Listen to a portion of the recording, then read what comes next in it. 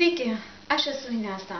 Šiame video aš jums pristatysiu baltos spalvos atspalvius ir patarsiu, kaip pirkti krikšto kostiumą, kad jis visas būtų iš vieno atspalvio.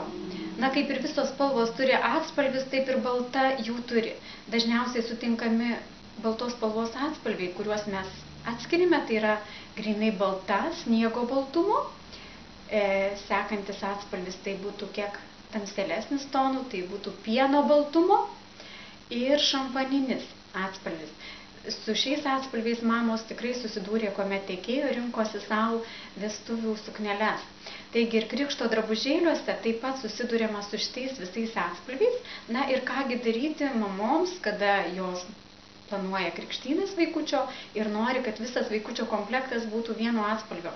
Na, jeigu nutiko taip, kad mama jau turi kažkokį vieną drabužėlį, tada dėrėtų likusio kostiumo drabužėlių eiti pirkti, jau turint prie savęs tą įsigytą drabužėlį, jį pridėjus prie pasirinktų, pasižiūrėti dienos apšvietime ir prie lempos įvairiam apšvietime tiesiog, nes kai kuriuose apšvietimuose skirtumas labai neženkliai matosi arba iš vis jo nesimato, todėl reikia įvairiai pasižiūrėti ir taip įsigyti tuos likusias komplekto dalis.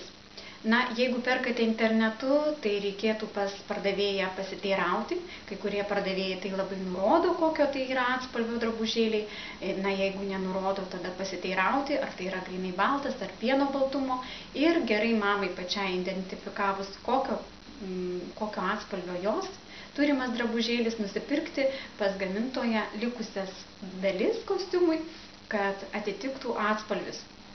Na, šiuo atveju, kada perkate iš likusias dalis internetu, na, iš tikrųjų yra labai sunku taip tiesiog pataikyti tą atspalvį, nes tikrai tarp baltos, sniego baltumo ir pieno baltumo dar yra tarpinių atspalvių. Ir kartais tikrai tai pasitaiko, kad tiesiog ne visiškai idealiai atitinka atspalvius. Todėl tikrai pats geriausias variantas yra visą komplektą krikšto pirkti pas vieną pardavėją, pas vieną gamintoją. Na, jeigu tai parduotuvėje, tai nueinate, išsirenkate, viską matote ir labai viskas tinka ir, na, tuomet ir sprendžia visos problemos.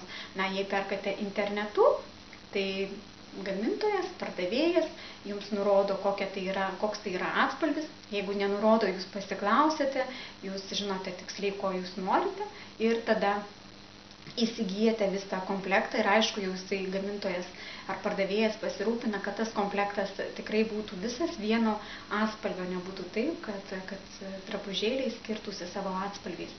Nes iš tiesų yra labai gražu, kada vienos baltos neužgožia kita balta ir neįsimaišo.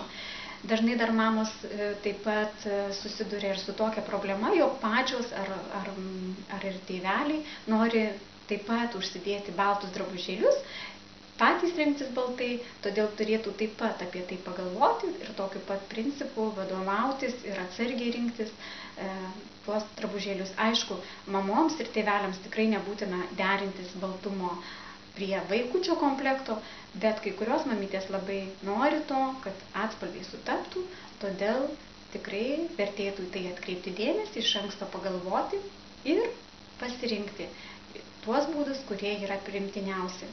Taigi, jei dar kilo klausimų, norite daugiau informacijos, jos rasite tinklalapyje www.jolainesrūbeliai.lt.